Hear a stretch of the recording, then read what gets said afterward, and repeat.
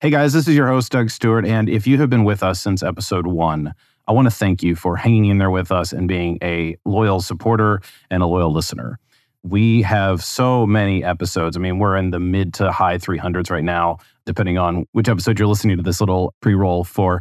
What we're going to do is we're going to actually re-release a few of the episodes that I would consider maybe our greatest hits, ones that maybe you haven't listened to in a long time because you've been here with us from the beginning, or maybe you haven't actually been here for that long and you haven't had time to go back and re-listen to some of them. So we're going to reissue some of the episodes that were really, I'm going to call them old as in like they were recorded a long time ago, but they're not old in terms of relevancy. And so you'll hear from me as host. You'll also hear from probably Norman Horn as host. We might even have some other special guest hosts depending on what the topic is. So to be sure, we will also be releasing new episodes, but we also wanted to return to some of the classics that we've had. So I'll let you get to the show. Welcome to the show that gets Christians thinking about faith and politics. Get ready to challenge the status quo, expand your imagination, and tackle controversy head on. Let's stand together at the intersection of faith and freedom. It's time for the Libertarian Christian Podcast.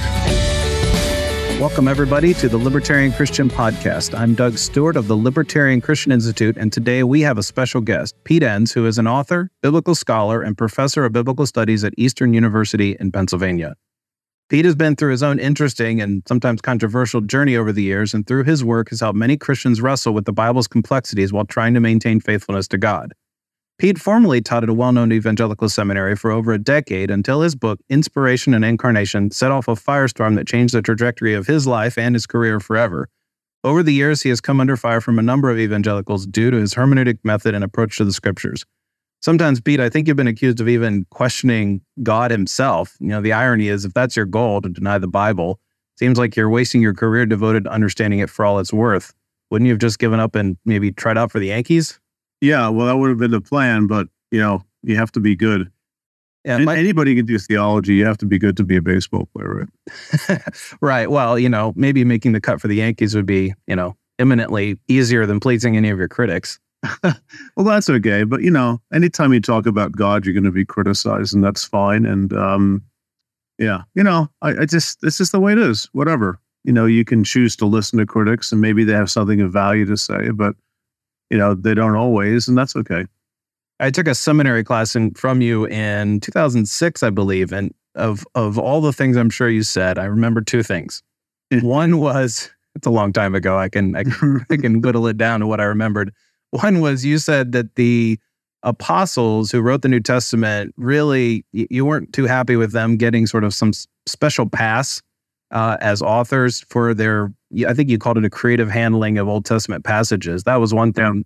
Second thing was you kind of threatened my eternal destiny. You said if having correct doctrine gets you into heaven, Jesus and you are going to be pretty lonely. Yeah, exactly. Yeah, no, I know, and I know you were joking, but you know, that tenor of the class kind of stuck with me, and until now, even my life was for a while about having the right doctrine, getting things set in stone before moving on to things that are less important, like, you know, loving your neighbor or something. Right. So, you know, you kind of left me with, whoa, can't have perfect doctrine. Then, well, where do we go from there? Yeah. Well, I mean, before you said, this connects to something you said when you introduced me about how, you know, some people even say that I'm questioning God, right?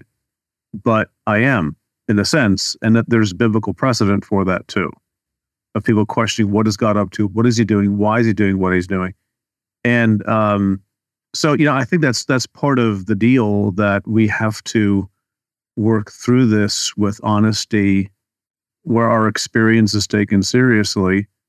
And yeah, that means sometimes questioning things that at some point we might have thought were not in need of question, or just out of the bounds of any sort of questioning. That happens, you know, and again, I think that's a normal part of the life of faith. What do you think of the accusation people make that, you know, the serpent in the garden was having Adam and Eve doubt God? I know that one of your biggest critics has given you a little hassle by saying that you're questioning God. Hath God said? Yeah. Yeah, that's sort of the go-to line. It's sort of like, that sounds like Hitler. It's the same kind of rebuttal. It's a standard rebuttal. That sounds like the serpent in the garden doubting God. But I would only say that, okay, if that's the case, you have to level that same accusation against half the Psalms or against Ecclesiastes or Job. Clearly, unambiguously, you can't use Genesis chapter 3 to say you should never doubt anything the Bible says, because biblical authors do. And also, it's very often not just simply the Bible says, but it's the theological layers of interpretation over that people expect you to accept as well, right? Yeah. And we could get into the Genesis 3 story, what that's even doing and what the serpent might have meant by that in the story, but it doesn't mean you are not allowed to struggle with your theology. You're not allowed to struggle with your experience of God. That's not what it's saying. Yeah, and that's a more tenuous argument, hath God said, than, you could come back with, but God named the entire nation of Israel after Jacob wrestling with God. It's a little bit stronger point. Right. And, whether that's supposed to be a condemnation of Israel, because, their name, sort of in Hebrew means, striving with God, or has striven with God or something like that. I don't know if that's really a condemnation of Israel as a people. I think it's Israel writing their story and acknowledging that part of their whole process of faith as a nation through time is one that hasn't done very well, and it is striving with God on various levels, whether it's a struggle to obey or it's a struggle with God's absence, but both of which are prominent partners in Israel's journey. Yeah, I think that line of approach has given a lot of people permission to relax a little bit when either one, reading the Bible, or relaxing into not having to have, well, what does that mean? They're unsettled by what they read, whether it's things like the violent passages or just weird things that they read in the Bible. You've given people a lot of permission. I think it was Rachel Held Evans once, I don't know if she said this with, interviewing you, and I felt exactly the same way. I'm like, why didn't you write some of these books 10 years ago that we could have had when we were wrestling through this? Because we didn't, I know, right? Come on, get on with 2027. Get with the program, Pete. Come on. Yeah. It's all about you. Yeah, we had to wrestle. It's all about me. We had to wrestle with, all those things. And then it's like, okay, well, I think I'm good with that. Oh, now Pete comes out with a book about. Well, can I answer why? Sure. It's simply because I think we all have to go through our process in time. And, that wasn't my time. That was 10 years ago. I mean, from now, 2017, I was already probably a couple years into seeing the need to rethink some things. But that takes time. And different people, it hits them at different times in their lives. And I'm just glad that it hit me at some point in my life. And, you have to be ready for it. In other words, it isn't something that I think I will now, question the foundations of my faith.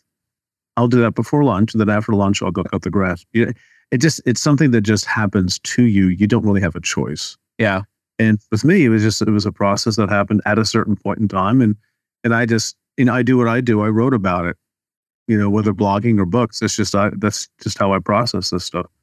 What were some of the key origination, like the seminal moments of your ability to question some foundations?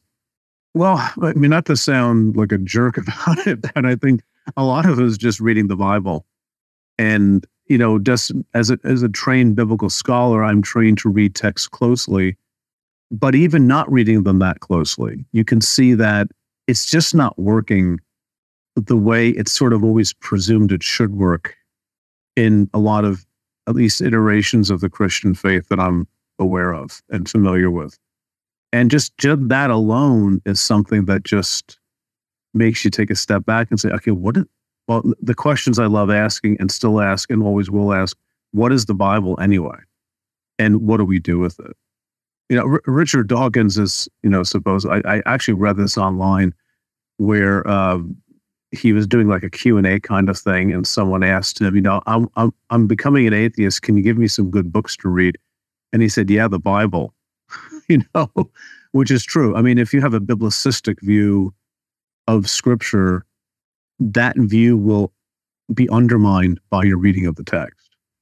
But for some people, that's all they have. That's how they equate the Christian faith, was essentially some sort of literalistic, historicistic, biblicistic way of reading that the Bible itself deconstructs. So for me, that was a big thing. But it was also, life experiences the way it is with many people, both at home and at work where I was teaching. And I talk about that in The Sin of Certainty at some length, that, all these things combined sort of took away the illusion of control that I had in these two quadrants of my life, whether home or school, whether family or profession. And it just sort of drove me to a place I had never explored before, which is actually letting go of the need to know and trying to rest in God and trust in God daily, which is very, very hard, but I don't think we have a choice. That's just the way it is. So more time with the Bible gave you that permission. Yeah, basically. Yeah. I even went to a conservative college, Bible college, and one of my professors said, if you read the Bible over and over, it's going to really challenge your theology. Right. And good for him. What's he doing now? That I don't know. It's been a little too long. I think he's still teaching at a similar school, probably, maybe not the same one. I'm honestly not sure.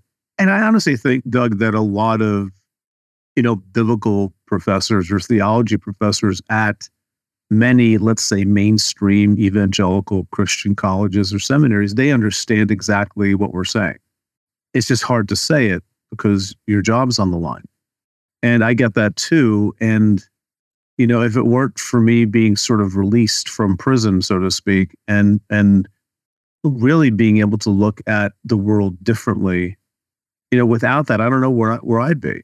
I don't know what I'd be saying. I don't know what I'd be thinking. I mean, I'm a lot more content now than I was 10 years ago. I'm a lot more relaxed, permission to think honestly and not think that God's going to hit you over the head with a sledgehammer. You can't see me nodding my head here. No, I can't, because this is a podcast. So I can't see a thing. I don't know if you're new at this, but yeah, you actually see. I'm sitting here nodding, taking it in a little bit. You've been writing over the years, part of your journey, and you're right. In The Sin of Certainty, you were a little bit more transparent with your personal journey than in previous books. Your new venture is a podcast, The Bible for Normal People. Right. Where did this originate? What, was it prompted by people saying, hey, you need to do a podcast, or we can't wait for all your books to come out every 2 years or whatever? And are you sending some sort of hidden message to everyone who already has the Bible figured out, like they're abnormal? Well, no, actually, normal people are people who don't do this for a living. The kinds of people I like writing to or communicating with, which are, people who go to church or used to go to church, but they don't sit around and study Bible or theology all the time. And those are normal people. Those are people I enjoy talking with. Abnormal people are people like me and you, who have a background, who have an education, let's say, or maybe some people with a lot of, ministerial experience have been at it for 20, 30 years. Those are different. That's a certain subset of the Christian world. Or it's like our hobby. Yeah, exactly. Yeah, it's our hobby. That's just it. If it's something more you're interested in, but even if you're not, if you used to be really interested, but you sort of maybe even left the church or something, I mean, those are normal people too. That's a normal experience for people to have, and those are the ones that I want to talk with. So, I mean, that's those terms are sometimes misunderstood, but I try to be clear what I mean by that. So, over the long run, do you have some I don't know what I call it, agenda with the podcast, but do you have some sort of theme or intent that, let's say 100 episodes from now, you can look back and say, yeah, I've accomplished what I set out to do. Not that you'd stop at 100, but yeah. No, I don't. Jared Bias and I, we're both hosting the podcast. And by the way, that's, what you asked before about how I got into this. I guess I've been sort of thinking about it in the background for a while, but not seriously. But a couple of people, my agent and also Jared sort of said separately, you ought to do a podcast. And so we started talking about it, and the more we plotted out what we wanted to do, it got really interesting. And we've recorded at the date that we're recording this, Doug, we have about 13 or 14 episodes already recorded, and they'll be airing through the summer and into the fall of 2017. So we're sort of ahead of the game, but I realize how much it's enjoyable. It's actually fun. It's so much different than writing. It's easier. I can talk for hours. Just put a mic in front of me. It doesn't matter. And talking with people and asking them questions is fun because they have an experience that I don't have. And, everybody's enriched by listening to these people. And we ask them questions about, different topics that surround the Bible, but not, about the Bible specifically necessarily. Like, what do you think of these verses? Or tell me your theory of inspiration. Some people do talk about that, but we have topics like science and faith, Jewish expressions of what the Bible is and how it works, the Bible and the mainline church, which always gets into things like faith. It doesn't just stay with the Bible, But as far as an agenda goes, as far as that goes, I don't have one other than let's just keep having some interesting things to talk about and having some interesting people on the show. That's all. I don't really have a goal beyond that. It's just like, this is just something we do to talk about issues that Jared and I feel are important. And we'll just run that and see how long it goes. Well, I know that I've benefited from it already. And it's I think episode 4 just launched the day here we're recording. 6. Yeah, actually, we're up to 6. 6? Oh, wow. Yes. All right. Okay, good. 6 episodes. I've listened to every one. So we have to be into it, Doug. Way to be on top of it. Well, I've got to keep track with my own podcast here. Good point. Yes, I know. Keep my numbers higher than yours. Good.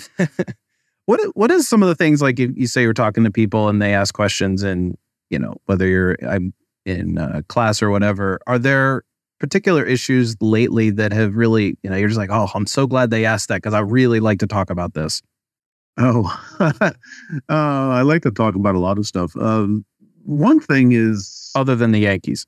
Yeah, the Yankees, but science and evolution are something that's sort of big. God's violence, that's a big issue. These things keep coming back. Why bother with this Christian faith at all? It's sort of weird. And there are a lot of other religions out there. Those are things that come up a lot. And those are things that I think people of faith who are trying to follow Jesus need to talk about. They need to keep talking about these things because they're not going away. And unfortunately, it's usually hard to do that in certain settings because you get ostracized or people question you or doubt your commitment to Jesus and all that sort of thing. And, that's just, nothing could be further from the truth. It's because they're committed that they feel this pressing need to address some of these pressing topics.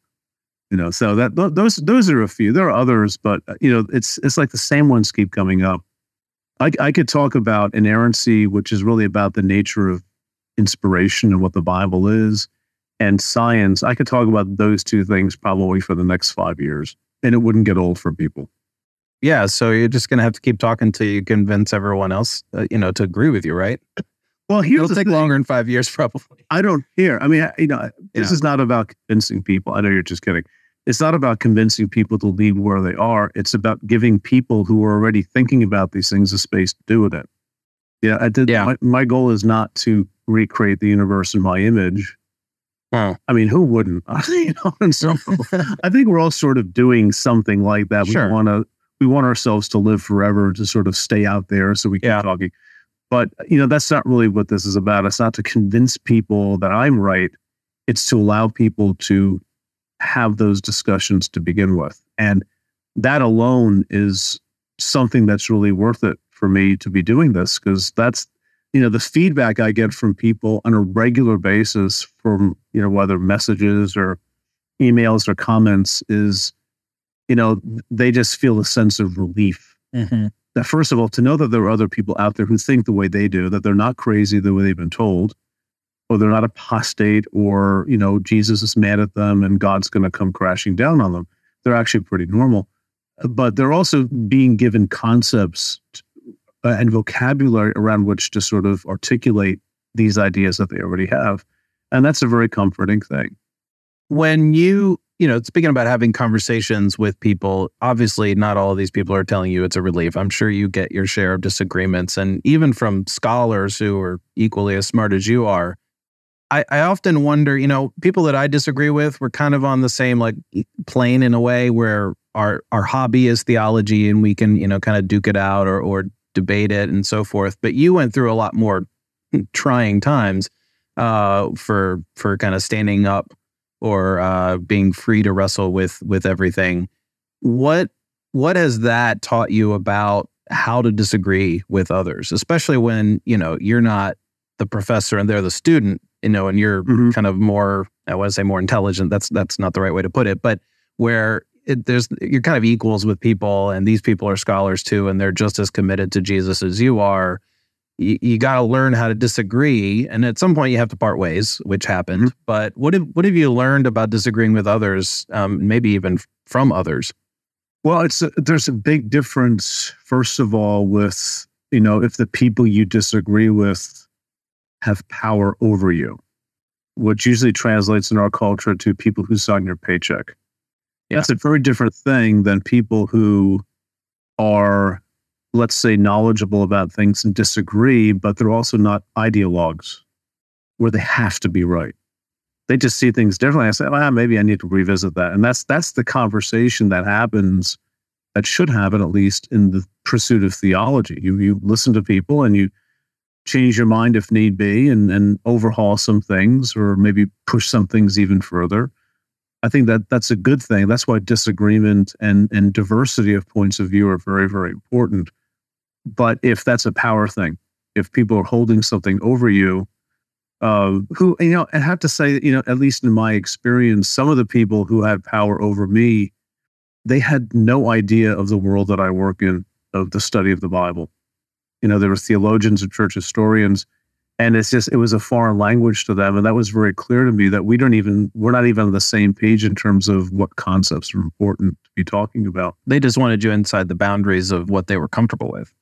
And that's exactly what they said. And not just to me, but to others. I remember talking with one colleague meeting and talking about Genesis 1 or Genesis 2. And I said, well, he expressed his point of view, somewhat of a literal approach. And I said, well, that's interesting, but how do you account for things like ancient Near Eastern mythology and, the Enuma Elish, Atrahasis epic, or Gilgamesh epic, or Oedipus epic? I mean, name them, they go on and on. And, how do you sort of bring them together, since they're similar in ways? And his answer was point blank, well, I don't have to do that. You do. But I'm here to make sure you remain orthodox. Wow. Right, exactly. See, that's why that kind of disagreement is not one that's going to lead to further light. It's only going to generate heat. And that's very different from some who really just disagree, but are, there's a humility there about knowing that they may not know everything and they want to talk. I mean, I have fun talking to people like that. And a lot of it comes across in my website, my blog. I have people who disagree who post comments, and oftentimes, almost all the time, with leaving the trolls out of the picture. These are smart people. And degree or no degree, it doesn't matter. They've thought about the stuff. They've read a lot, and they're always insightful comments. And I think that's a good thing for me and for others who are participating in that kind of conversation. It can't just be an echo chamber. Yeah, it just can't. And if you're alive at all, it isn't. It never is. There's always somebody out there who's got an opinion. Well, and sometimes not having a degree might mean a more insightful remark or feedback, because they're not they don't have to be couched in the sort of terminology of the of the industry, so to speak. Exactly right. Yeah. And there's a freshness even where let's say, I hate to put it this way, non-professionals, because I don't like even the term thinking so professional anything when it comes to God, but you know what I mean.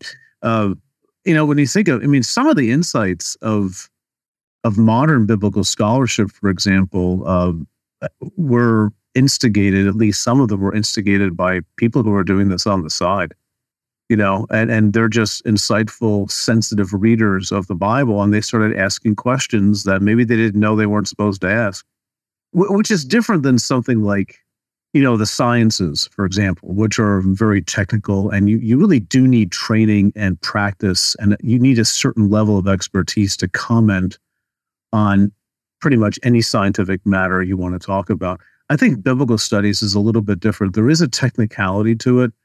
The languages help a lot, but you don't have to know them to say something of insight.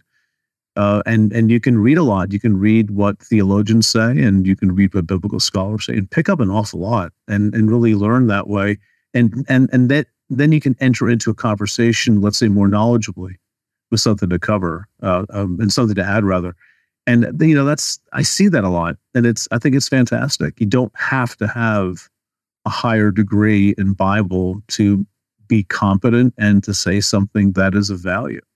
Hey folks, I just want to take a break from our episode to ask you to consider becoming an LCI insider. We want everyone to feel engaged and excited about what LCI is doing. And the best way to do that is if you become a monthly supporter at $20 or more per month, you will become what we're calling our LCI insiders. You get some free gifts. You get an exclusive Christ is King magnetic lapel pin. We give you 2 copies of Faith Seeking Freedom. We send monthly ebooks months ahead of when they're released on our public website. You can get discounts on our swag on our online store, and you get exclusive invites to our quarterly live streams with the LCI staff. In addition to that, whenever we do publish something like a physical book like Strangers with Candy, we'll also send you those as well. So the best way to stay up to date on what we're doing and to support what the Libertarian Christian Institute is doing, including supporting the podcast you're listening to right now, is to become an LCI insider. So to do that, go to libertarianchristians.com/donate and then choose recurring monthly gift, and you'll be added to our list automatically. Thank you for your support, and I'll let you get back to the podcast. You mentioned having your bosses be the ones that are sort of the gatekeepers and, or their job is to keep you, orthodox. And, that kind of reminded me that, orthodox to whom? I often will, I hear people say, well, the plain reading of the scripture is this. Well, plain to whom? To us? To them? What does that mean? What does the word orthodox mean? And now it's pretty common to hear the word heretic label thrown around. And so, it just applies to virtually anyone who's rocked the boat even a little bit in evangelicalism or I don't know. That's kind of my world, so I can't say how that affects others. But, everybody's a heretic to someone else's theology. Well, that's true. But, traditionally, heresy is defined as a rejection of the patristic creeds. Yeah. Do you have any thoughts on what constitutes legitimate heresy that would place someone outside of the Christian faith? Well, I mean, that's not something that really affected me, at least. I can say that. I was never called a heretic. I mean, online occasionally, but when I left Westminster Seminary, there's a world that's not online that counts? Can you believe that? Yeah. Wow. I know. The world of books. But, I was never, that word was never used, but the word was more like outside of the bounds of the tradition. So that's really the issue. But the thing is, somebody's heretic is somebody else's orthodox person. Well, that applies to traditions too, because traditions are diverse, no matter what we think. And, the tradition that I was a part of, a Calvinist tradition coming out of Westminster Seminary and Princeton Seminary in the 19th century, there are competing articulations of what that tradition even is. And some of those articulations are very, let's say, more conservative, others are more progressive. And what you found at Westminster is what you find in many, many, many schools of a similar ilk, of a conservative pedigree, but now we're moving in different directions. You have the same dynamic happening in those kinds of schools, which is essentially a battle over who gets to define the narrative, what the tradition actually is. And I think that's universal. And those issues mean, I guess, it's no surprise for me to say that traditions, I think, are meant to develop and change and evolve. They can't stay the way they are because all traditions are culturally rooted. Even if we think they're not, they absolutely are, because we're just people. And this is a second order kind of theology. We're trying to articulate things in our time and in our place, but times and places change, right? And you wouldn't say something exactly the same way in the 1920s as you might say after the Holocaust or after the moon landing. Uh-huh. It just, our world changes the way we look at it, and it's imperceptible. And different generations rise up who are not asking the same questions that people did in the 1920s. They're not. And so what do you do with theology then? Well, one option, and this is the option that Westminster Seminary took, one option is basically the questions of the 1920s are the pertinent and important questions. And other questions that don't sort of fit into that are not as important, or they're marginalized. I asked one colleague once, and by the way, this isn't bashing on Westminster. It's just, I have these experiences that other people have had too, so I'll just talk about it a little bit. But I asked one colleague about, New Testament scholarship and some things that were said by Westminster faculty in the 20s and 30s. And I said, we know ever since the Dead Sea Scrolls have come to light, it sort of changes issues X and Y. It doesn't matter what the issues are. And, I was told, no, they don't. That doesn't change anything, right? So what do you say to that, right? What do you say about, the necessity of Adam being the first human being in light of the mapping of the human genome and evolutionary biology? We know things today that were not known, especially in the 1920s when you had the Scope Monkey trial that was going crazy, right? And how that affected how people thought. So as culture changes, you cannot help but sort of hold your theology with conviction, but still loosely, with humility to know we may not have been right on every point.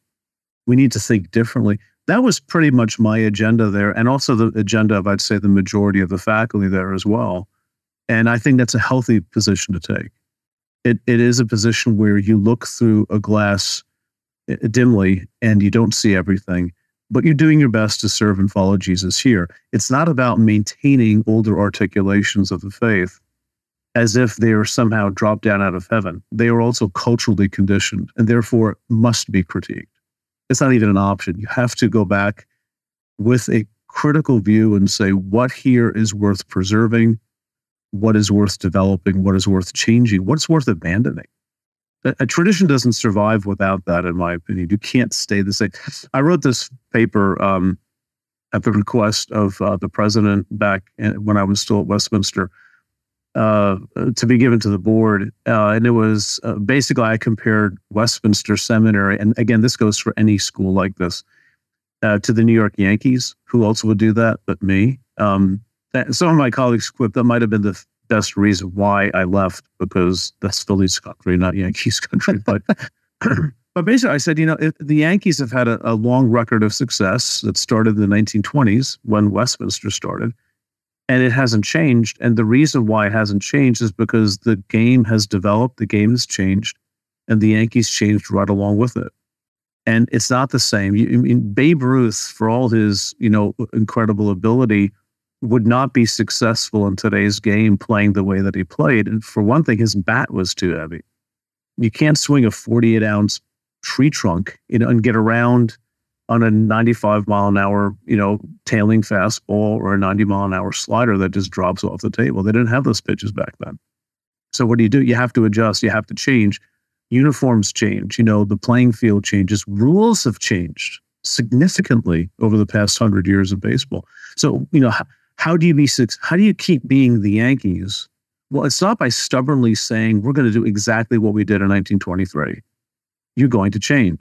And I think theology and all of life works the same way. We're just people, and what you lose is the sense of complete rock solid certainty about what you believe and where it's all going. But I think that's part of the issue. You have to be willing to let go of those things and see what is ahead, which means actually trusting God instead of your theology. I think what people might want to know after hearing what you just said is there a point where there's a too far? Because it's risky to do that on the one hand, because there is a sense in which you can decide to not be a Christian. People actually leave the faith, and hopefully some of them will return back. But is there a point where it's too far? Because I think there's that danger, there's the Bible verse, contend for the faith of once delivered, and don't be carried around by every wind of doctrine. And so there's these sort of warning passages in the epistles that we probably should take heed. But, is there a boundary? The boundary may be wider than Westminster's boundary, but there's surely a boundary somewhere. Yeah.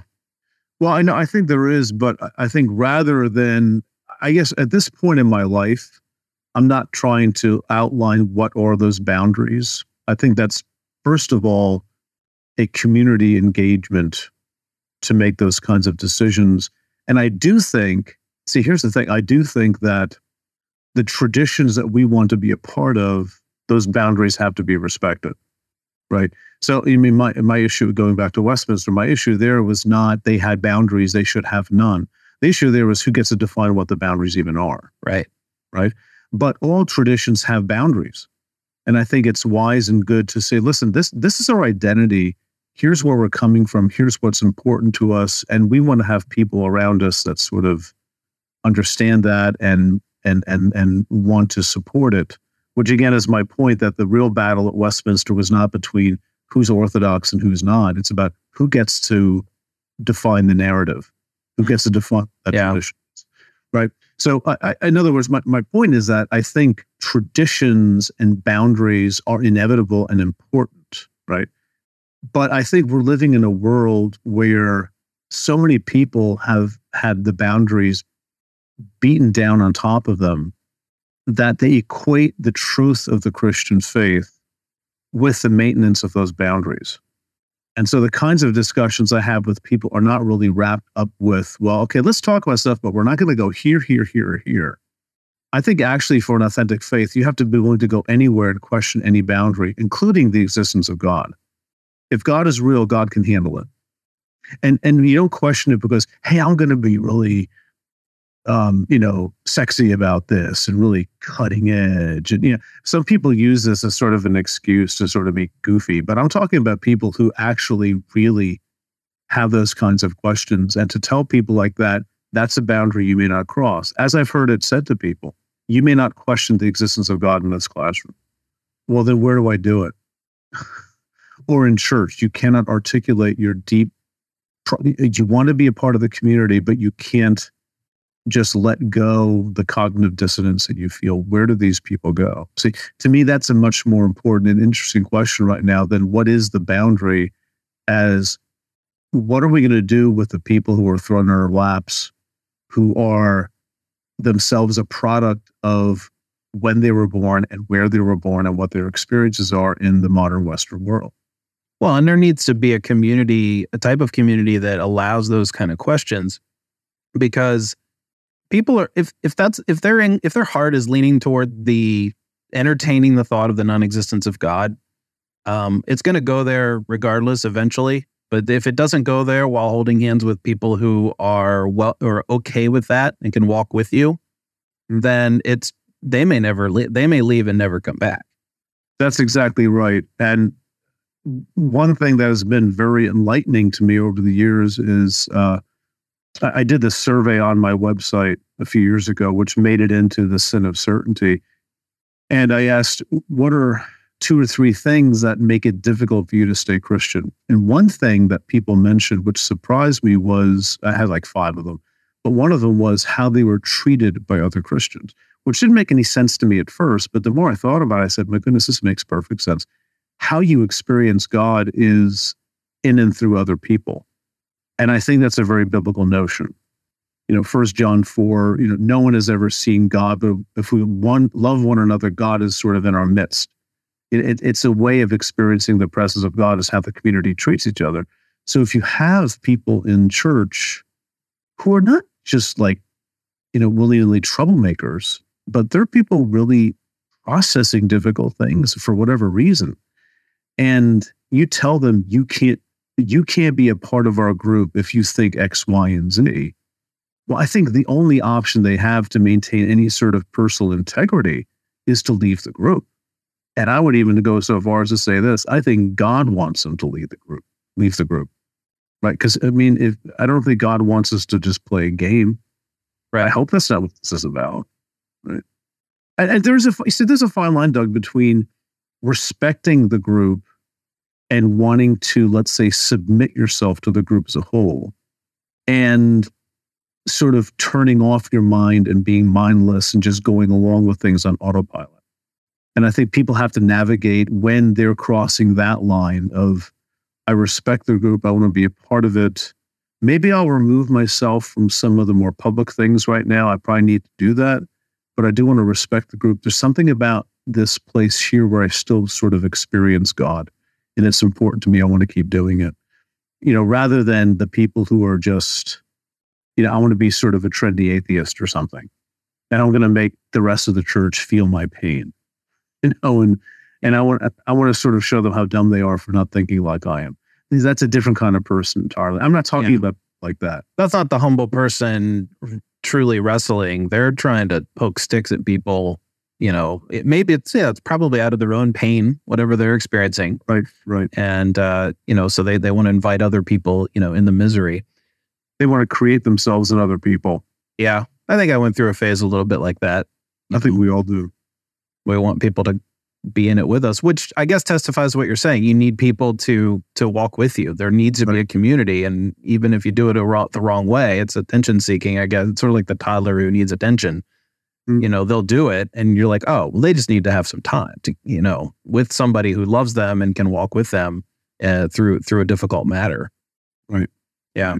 So we are the Libertarian Christian Institute, and so I'm going to turn this a little bit onto politics. And you don't really talk extremely directly about politics in the way that, say, Walter Brueggemann does or Brian McLaren does, and I really appreciate that because, to some extent, I feel like what you have to say about what the Bible says and how do we interpret the Bible, it has political implications, but you don't, put your fist down and say, all right, that's why we need to support XYZ policy and this and be adamantly against, this particular candidate or whatever. And so I really appreciate that. And I think a lot of your readers probably do. I can't speak for them except me. But, one of the things you were talking about boundaries with, being inside the Christian faith. Libertarians deal with this too. I think every community does. Well, how, what is a libertarian, and, how far can you go? And so I think what you had to say about, the boundaries of, or pushing the boundaries of a theological tradition applies here. One thing that I think is probably consistent across, for every Christian, because most Christians, I realize, the Anabaptist tradition has a little less political opinion, but we all kind of want to use the Bible for our own political support. And, I don't have any idea, honestly, where you stand politically. You don't have to announce it or anything like that. It doesn't matter. But I do know that you can speak to how do we avoid hijacking the words of Jesus. For instance, the parable of the talents is often used to promote capitalism, or Matthew 25 is often used to promote social redistribution of wealth. I've heard Jim Wallace talk about that. But, a lot of us are kind of unaware of how we misuse the Bible, and for that matter, misuse Jesus. So, we can't completely avoid our biases, but how do we minimize those? I mean, what advice do you have? Well, I think it depends on the issue, perhaps. But generally speaking, I'm pretty much an advocate for if you're going to use the Bible for anything.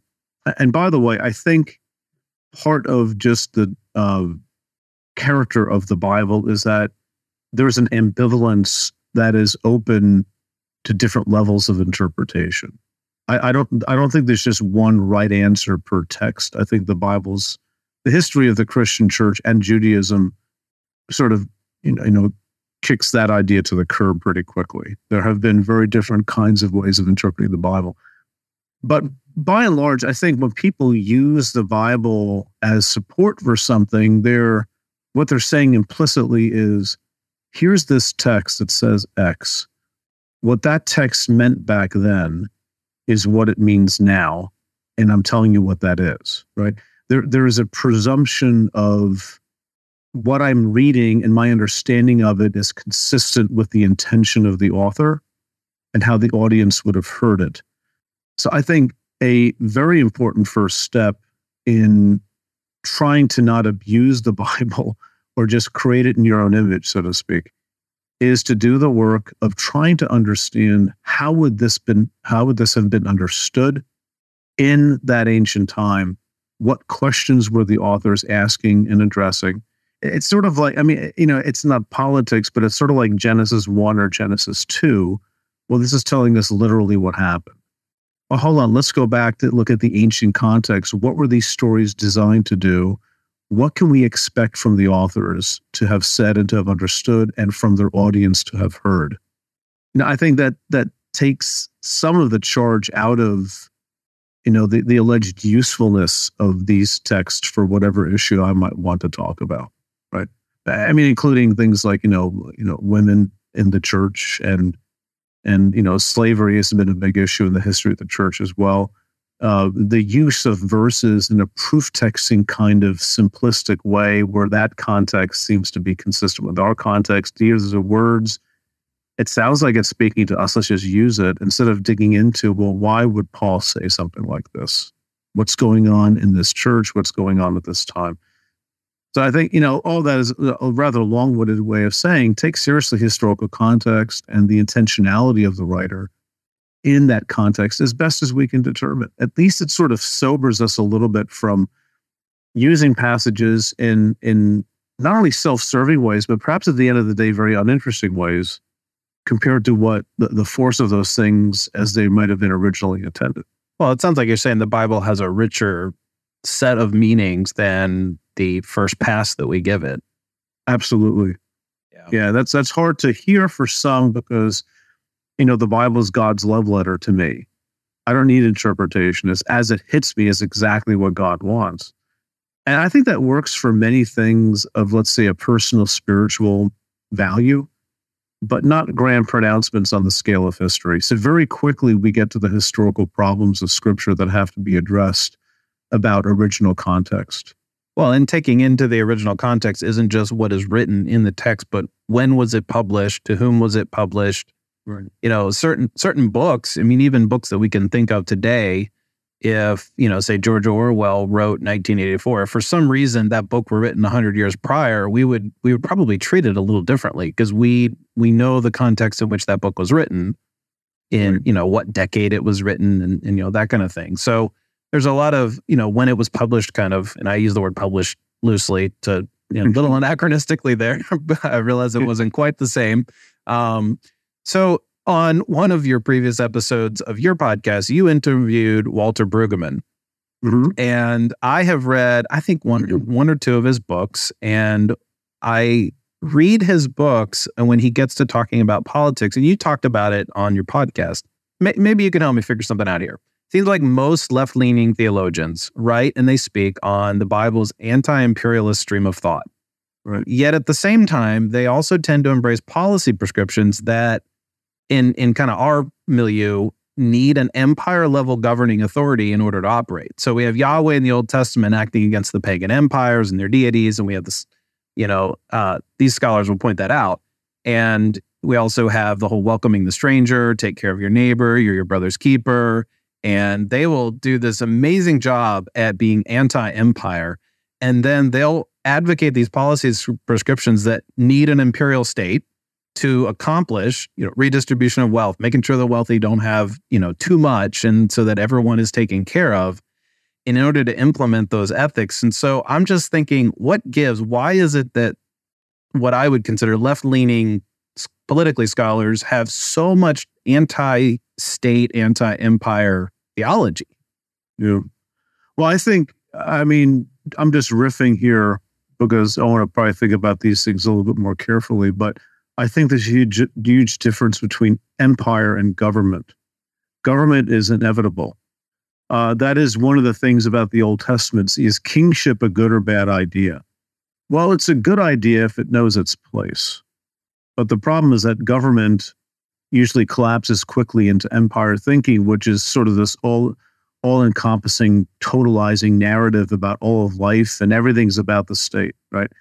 So I can imagine, let's say, the left-leaning scholars, when they talk about things like the redistribution of resources, they say that's not empire. That's what good government should do. Yeah, but my response to them, and I know you're not necessarily aligning with them in what you just said, but my response to them was, okay, fine, you want to take all the wealth of the billionaires. Guess where that's going? That's going to bomb children in other countries. That's not going to feed the poor. Right. You may want it to. You may have voted for the people who will advocate for that, but that's not what's happening. And I know that they would all say, well, yeah, but we're against that, and I get that, but it is all going into the same pot, so to speak. Practically speaking, that you can't avoid, it's hard to avoid the trappings of empire. Oh, absolutely. I guess that's it. When you have government, it's hard to avoid the trappings of empire. And that's why, I think the Christians can be, as we should be a prophetic voice holding the power structures to account as best as we can. That can be done from the inside, but from the outside as well. Yeah. And rather than getting wrapped up in it. But again, practically speaking, this is a minefield, I think. Just that's an understatement. Yeah, so I don't think I'm not trying to suggest simplistic answers, but no, I think there are plenty of things that Christians should be speaking up about now in terms of the treatment of people and how we look at other nations and what it means to care for our own population, our own citizens. I think there are a lot of things that Christians could stand up for and not simply be known by those people who are against abortion. As important as that might be. I'm just saying that there's much more going on in the world than that, and be advocates of positive social change, and all that sort of stuff.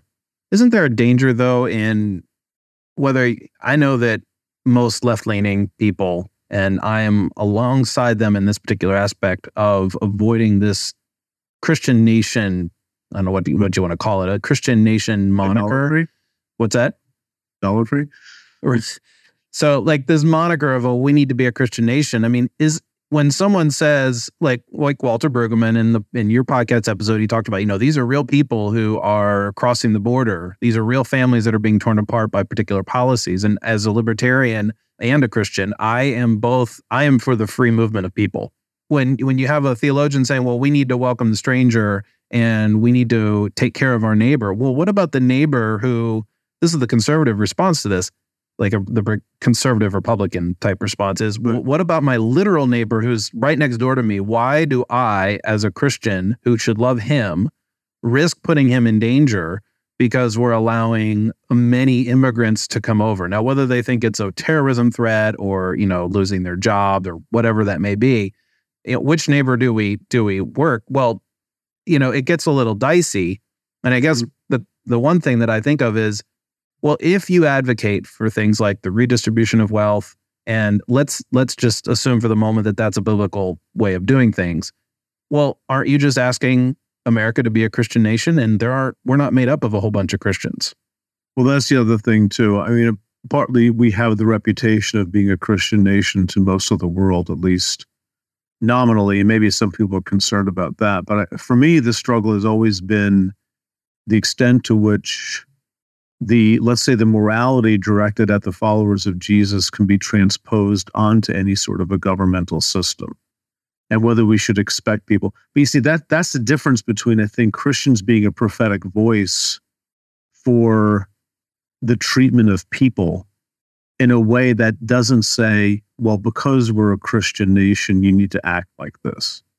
Right? There's a difference between a prophetic pronouncement and a vision. I mean, I do think, I don't know how you feel about this, but I think of Martin Luther King Jr. was sort of like that, right? He was a prophetic voice calling for justice for people and holding the powers that be to account for why they're not doing that, right? Yeah. And he even had a prophetic lilt about him.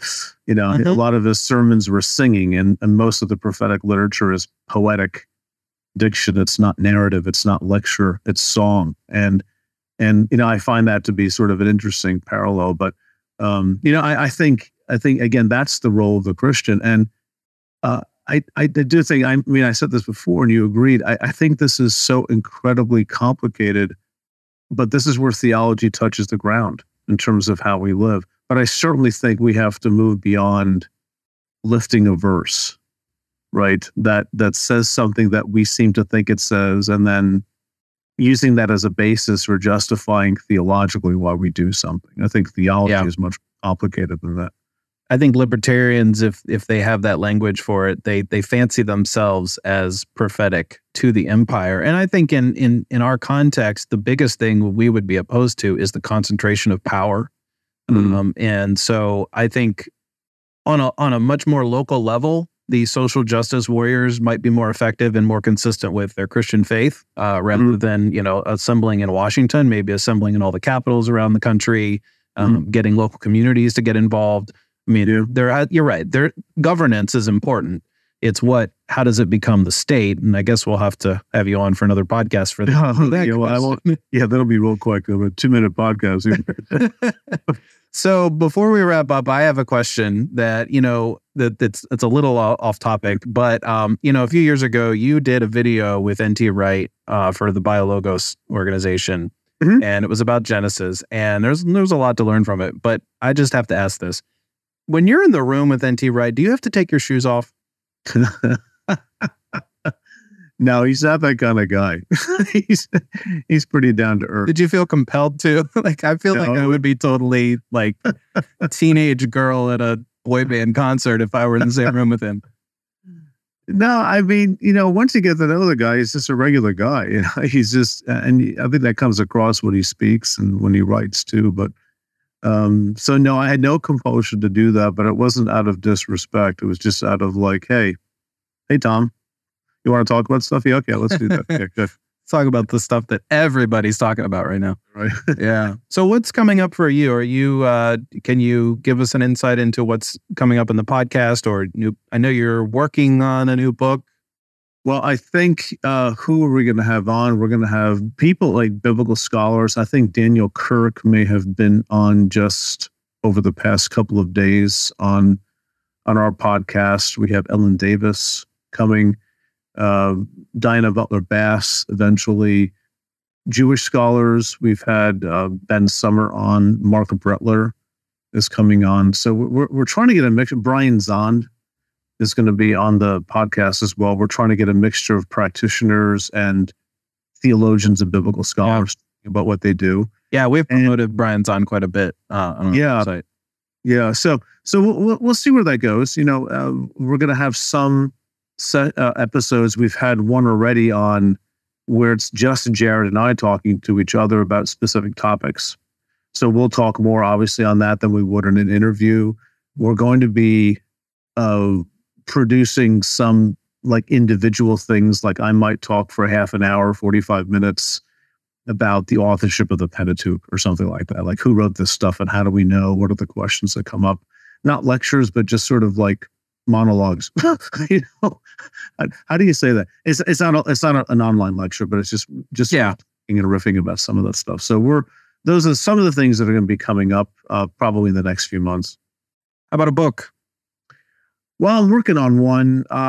It's hard for me to sort of finalize even what it's about. I don't have it down to a tweet-sized description yet, but it's sort of about things about the Christian faith and the Bible that I wish I had known 30 years ago and have sort of come to terms with now. But had I known them more back then, I think it would have made a difference. You could call it that book I should have written for Rachel and Doug.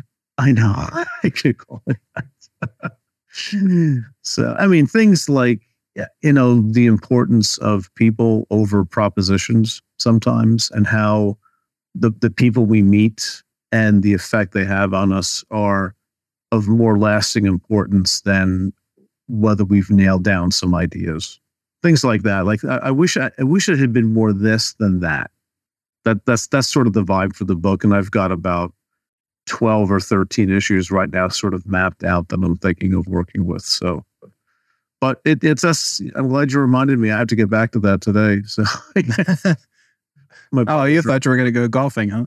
No, I don't do that. So thanks for joining us at the podcast, Pete. It's been a pleasure having you with us. Yeah, it's been fun, Doug. Thanks for having me. And thank you for listening to the Libertarian Christian Podcast. If you'd like to reach out to us and ask a question or submit some feedback, you can reach us at podcast@libertarianchristians.com. You can also reach us on Facebook, Twitter, and of course our website, libertarianchristians.com. Thanks again, and we'll talk to you next time.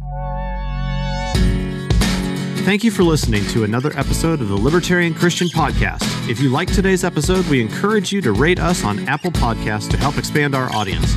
If you want to reach out to us, email us at podcast@libertarianchristians.com. You can also reach us at LCI Official on Twitter. And of course, we are on Facebook and have an active group you are welcome to join. Thanks for listening, and we'll see you next time. The Libertarian Christian Podcast is a project of the Libertarian Christian Institute, a registered 501c3 nonprofit. If you'd like to find out more about LCI, visit us on the web at libertarianchristians.com. The voiceovers are by Matt Bellis and Catherine Williams. As of episode 115, our audio production is provided by Podsworth Media. Check them out at podsworth.com.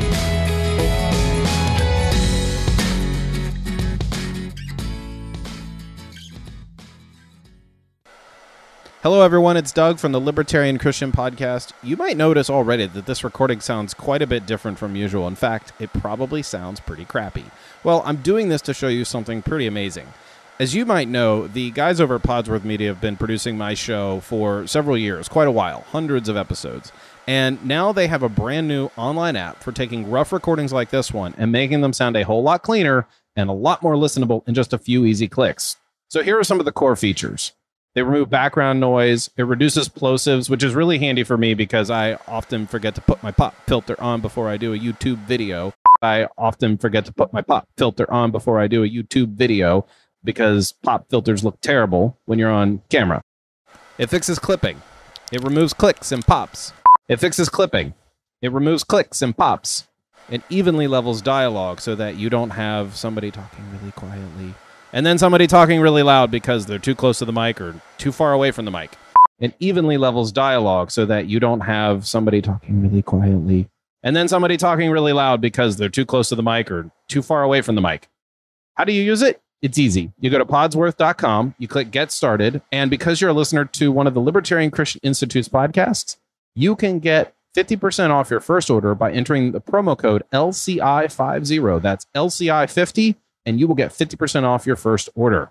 If you are doing anything like a podcast, a video, a sermon, an audiobook, anything that's spoken word, you want to use podsworth.com and clean up your audio to be even more professional and polished.